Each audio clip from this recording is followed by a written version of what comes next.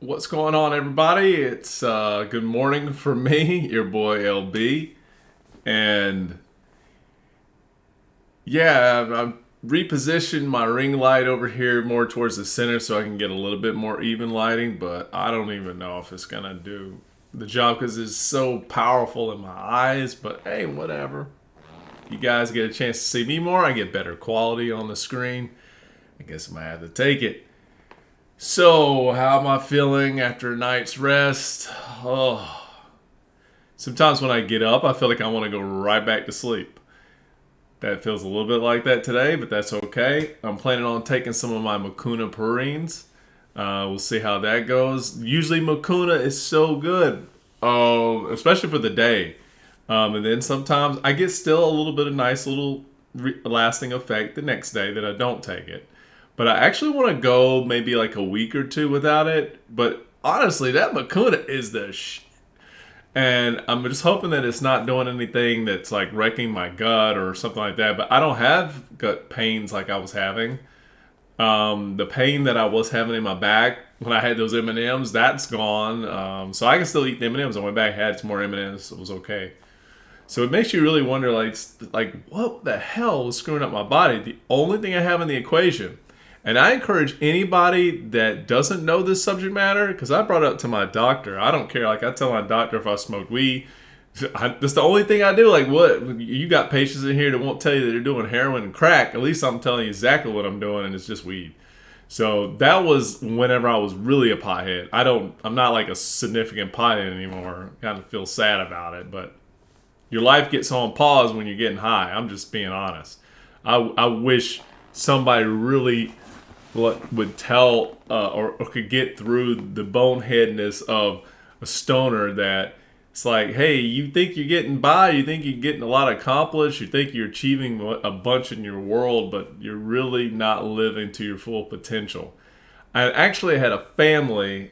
I might have mentioned this on like a post maybe almost a year ago, but I had a family that I was there. I was having fun. I was getting a little stoned, but I always balance my life out. I have good energy, and this was a wholesome family. They had no clue. Like they'd never touched, anything like weed or anything like that.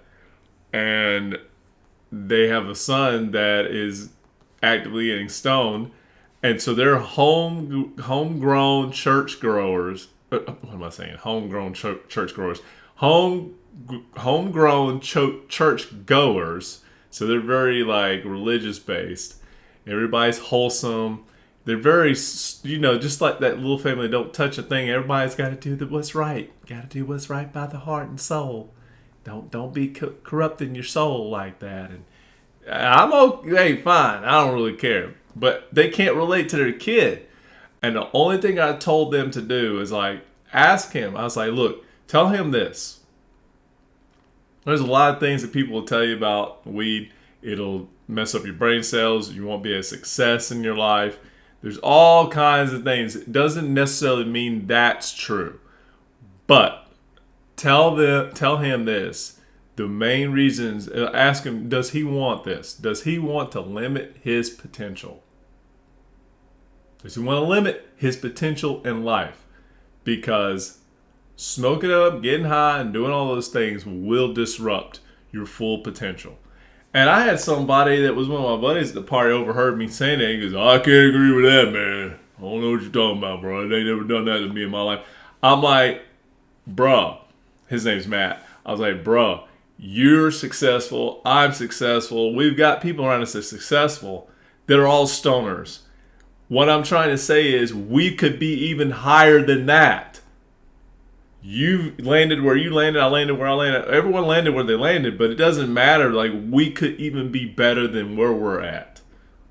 And I'm saying that we're limited because of the herb. And he really didn't want to agree with it. And see, that's the whole point. People protect the shit that they're behaving in because they don't want to lose face. I'm not that caliber of person. I don't play that alpha male bullshit, beta male simple shit. I don't care about any of it. I am a Sigma. And it's so weird. Like, I actually take a little pride with it, even though there's some downfalls. And I'm going to make a video about that. It's going to be interesting. I'm going to have it about Sigma narcissist relationships. And I think that's going to like fire up a lot of discussion about particular people that are like me. I don't even know if there's a Sigma female.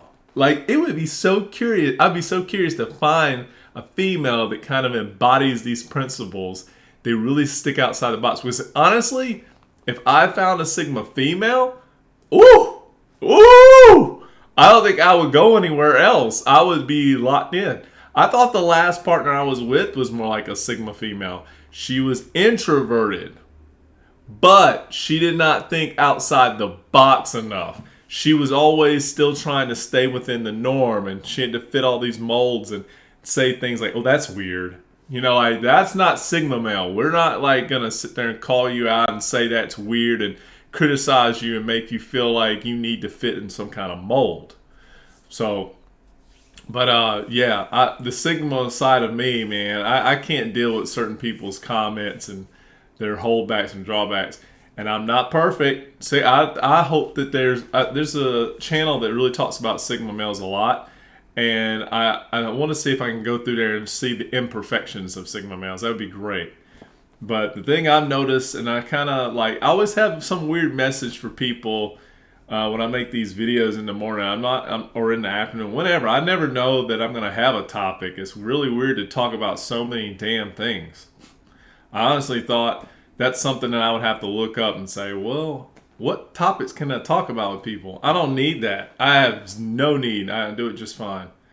So one of the things I thought about today is those that are in their head and they are thinkers more than they are doers. Okay? So I got something for you guys that are thinkers, because I'm a thinker. Have more expectations than people that do not stay in their head. I don't know how to break it down. Like, I haven't fully analyzed this, but I am pretty darn sure that even right now, when I'm busy in my head thinking, I'm having an expectation about what it is that I want to say, how that's going to be conveyed, received. It's expectations. It's the frame. It's like framing everything right up in here, and then like working the environment or making it malleable to fit it. And or all of these things that could happen. Maybe there's disappointments. And so here's the other part of that. When you're expectationer, I think that should be a word, an expector instead of an inspector. When you're an ooh, there it is. I should have a video on that. Expectors versus inspectors. An expector is somebody who already thinks and believes and knows what they're getting into in the external environment. This is where I'm going. Polarity central here, baby. And an inspector is someone who investigates the environment to know what it is. And based on what they know, make evaluations and adjustments accordingly. So you can be an expector or you can be an inspector. It's so freaking dope. And you would think expectors would pertain or, lean on towards the side of an extrovert, but that's not it. An expector is somebody that's an introverted type person who stays up in here making stories and delusions and distortions all damn day long. And then when they encounter their experience, they are left like, whoa, that was shocking. Oh, I didn't expect that. Expectors are inner world shapers. We shape everything here, and we just feel like we have a great assessment of what the external world has presented or we've experienced so far. And why does this happen is a good question. This is a whole nother field, I guess.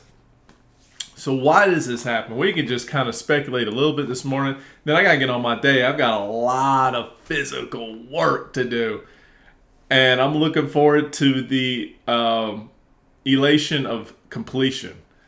So why does inspectors or expectors do this? Like, why do they have I had like the question in front of me and I blew it up right there. But an expector, why are they always disappointed most of the time? Or can there be aspects of the expector? I think that's true. I think that's like, depending on context, there may be the expectation that let's say I'm going to use me for an example. I'll show up, but I'll have a few options of what I think I'm going to encounter. I may have this, and based off of those two or this one, this will be how the situation goes. Expectors are people that have this is the reason I was going to go with, have a great relationship with their inferences, their understandings, or whatever it is that they've psychoanalyzed about their previous experiences. This is what makes an expector.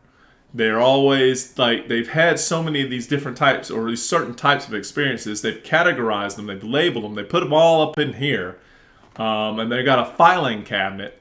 And so when something happens where they are met or in front of that situation, their filing cabinet automatically opens up, pulls up the file, says this is what you will go through if you have these kinds of experiences, and you have to, that's basically how they're set up.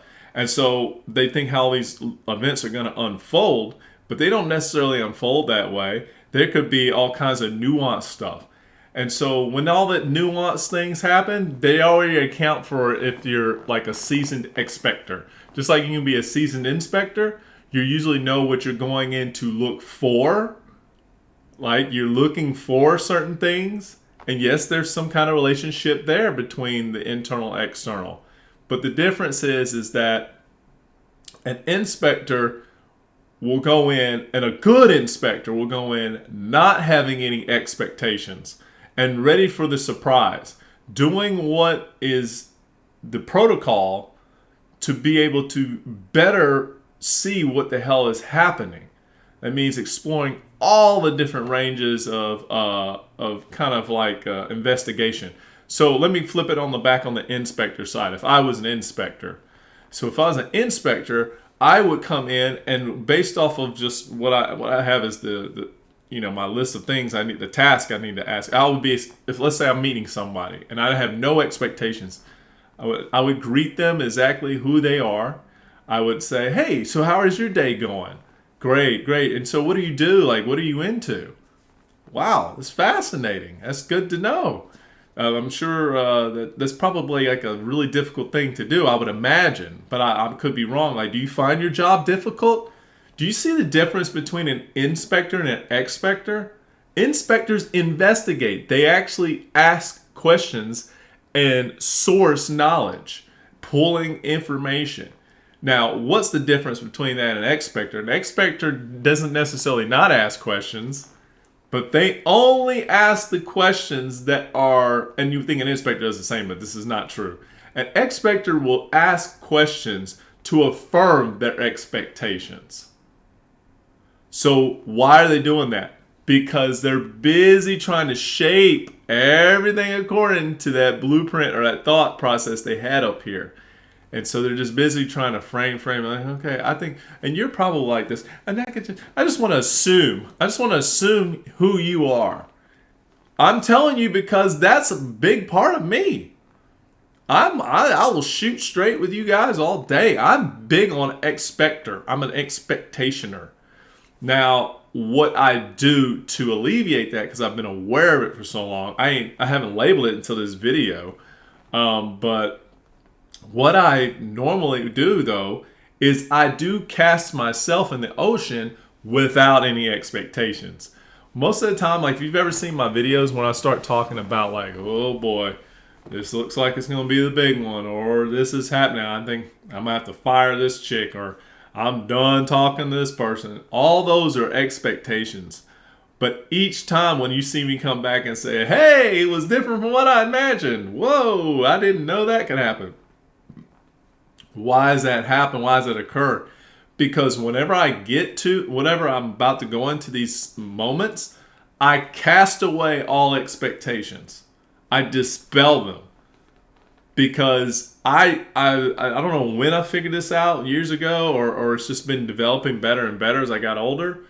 But I started realizing that I limit my interpretation of the experience a lot more when I'm expecting instead of inspecting. Another thing I learned, and this is probably like what I'm talking about coming from that kind of philosophy, is it's always as in and X, right? But I tell my daughter to do this thing. I was like, don't be so quick to impress me. Figure out how to express.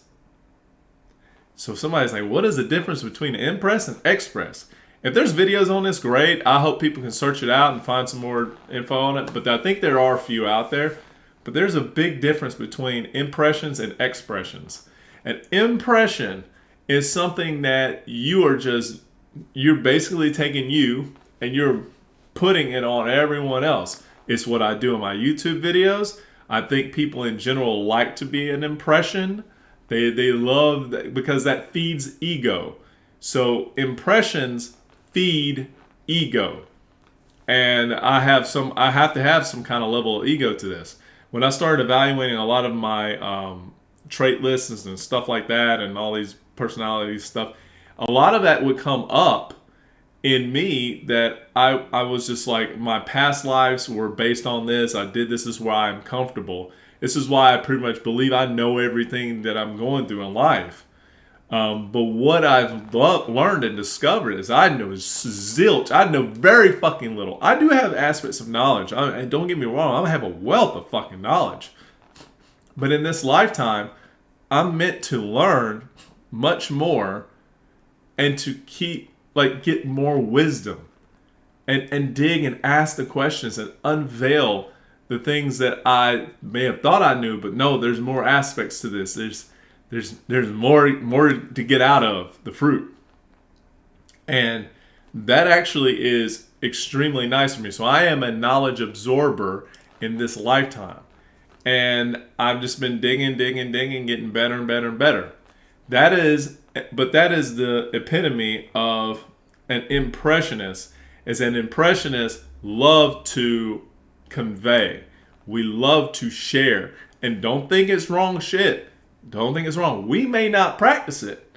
A lot of us don't necessarily practice this that I found that was in my chart list. Or we do practice a bunch of it, but we don't do most of it. But we have the knowledge and aspects of it. We may not be interested in doing it. Don't mean it doesn't work. If I told you that if you turn the doorknob to the right and you knock a few times, the door will open right up. But you never see me do it. You never see that I care to do it. So you automatically discard it and you think my knowledge is bullshit?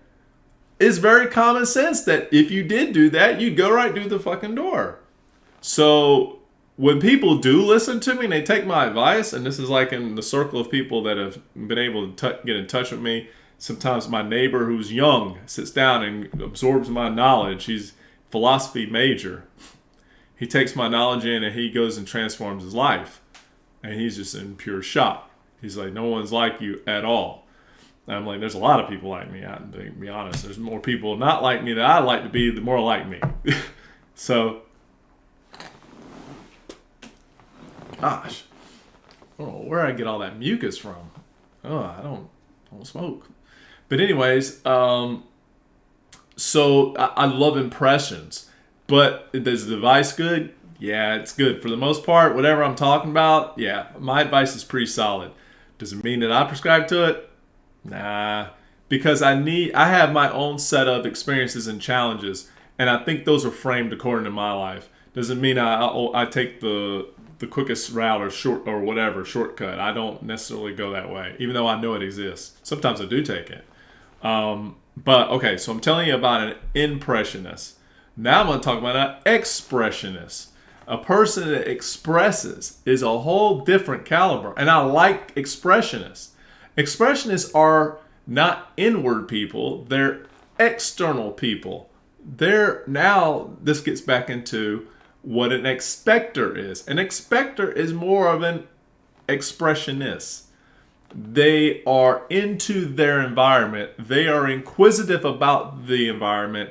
They are wanting to see how things function, work, and they're interested there, and they extract knowledge. And because of that, the environment is interested in them. Why would that happen? Guys and gals, it's polarity. It's no question. It's polarity. And like if you learn Daniel Carnegie or whatever his name is, like win friends and influence people, or influence people and win friends. I don't know what the fuck the name of that book is. But there is context within that book that really focus on being an expressionist type behavior, where your position is now turned toward other instead of self. Oh, I love it. Why does that happen? When you turn to the environment and you're so inquisitive about it and you're fascinated and you show appreciation for what your body is in a void in. And what happens when you do that? It gets interested in you. It's like, you're so into me, and it kind of raises the vibration of the external environment, because it's shown praise and attention, and it receives its own ego. So I'm getting out there with this video. I didn't plan to do this, and I gotta eat and I got shit to do for the morning. But imagine, ego is not contained within just the individual. Ego exists in the external. And so the external gets a chance to thrive with it's something that's into it for a change, instead of it having to be into that person. People are always busy requesting and asking from the external, please, what about me? I go through so many problems, blah, blah, blah, blah, blah, blah, blah, blah, blah, blah. So this is all internal speak versus external, like where you're like, how can I make this a better place? How can I improve things here?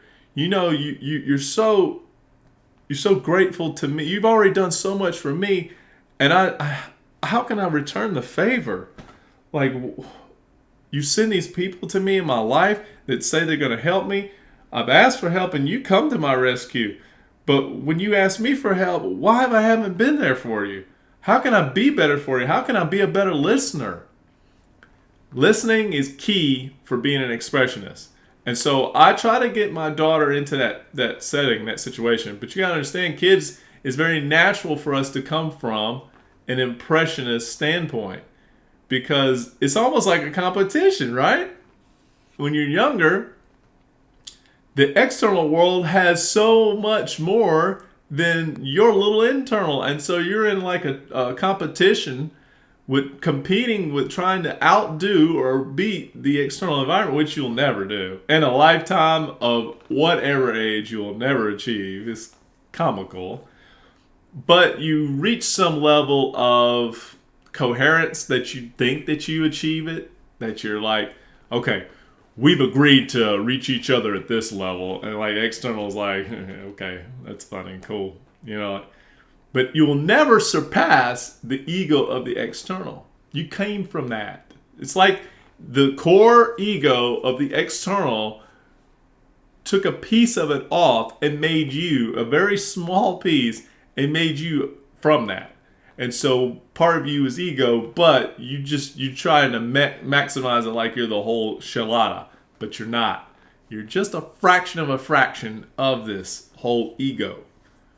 And so I think if I explored this with my neighbor, he would have so much to say. And I'm probably going to do interviews with him just because you can hear our dialogue and our conversations. And it's so interesting. You'll hear some really deep discussion about so many topics, because he comes from a framework where he's a studied individual, versus me where I have read and studied some things, but also have a lot of things that I've come about my own philosophy, my own things that I've just developed. And so when you see the two of us marry it, it's like, it's epic. And we wanted to do this for a long time. I've had so many different, I think we even made videos in the past talking about things. But whenever we had shared, I think it was like a three-way interview. My one friend, the one friend that we had in there was like, it's a slight like misdirection, but it was probably good that his took like a discordance to what we were saying, because we always would have to kind of shape our conversation a little bit around that. That was interesting. So I might get back to it. Um, have I made an impression on you? Obviously, that makes my day. I like making these YouTube videos. I like when people are watching them. I like when things are going up, up, up. And of course, I like the attention. All that shit is impressionist energy. This is only probably the platform why it works the best for somebody like me. But again, while that's all cute, I am extremely still interested in you. If you guys had stuff to give me, like with questions, comments, bullshit, I don't give a fuck. Let me discuss it. Let me learn about you. What makes you tick? What gets you up in the day? What makes life fascinating for you? Do you have family that has done weird stuff that no one really talks about? How about people that have lived with other people that have traveled off and joined communes? It happens. It's a real thing. I would love to have people to have discussions that sit outside of the boxes I've been creating, so that there's more nuanced things to talk about. Speculations. This world is filled of mystery and ego. So tap into it. Let it be the nurturer that it is and the impressionist that it can have on your life. Because a lot of people are guided by external things, but they're not choosing that. They're not actively choosing. They're basically just I don't know what the word. They're passively going through it, the experience and exchange. And so if somebody says something to them, they're influenced by it. They have no real boundary setting or goal or goal. Oh, I don't want to say I'm too early in the morning, but they don't have any control over this exchange process. They're not conscious of it. So why not go about having a conscious experience with the external world? You're not here all the time. I just brought this up to my Aunt San, who's 70 years old, and she's a thinker, reader, and introvert, and me and her get along really good. We have really crazy theories, we speculate, and I get new perspectives. She gets new perspectives. And she started to agree with me about this whole thing being a dream. And that's really hard for her to step out. That's like a box she steps out of whenever she has to go that far. But I told her, I was like, every single thing we are and what comes from comes from nothing. When we go to bed, we go to nothing. So that's why I say you're not here all the time. Make the best time of that dream experience here. Get involved with the ego on this level, because when you go to bed at night, you turn it off. You tune out. And whatever's going on out here, it's getting busy. It's getting busier like you wouldn't imagine. Something to think about. All right, I'm going to turn on with the day. I'll let you know how it goes. Maybe I'll get up with the lady later on. She wanted to do something. I mean, I think she's getting a little antsy. She's getting a little aggressive, and I kind of like it. She's trying to play me, which is nice. And I'm used to doing the other. I'm used to pursuing, but I don't do that anymore in my life. And it's kind of refreshing. But you guys have a wonderful, wonderful day. And I will catch you on the next time, maybe later. Peace.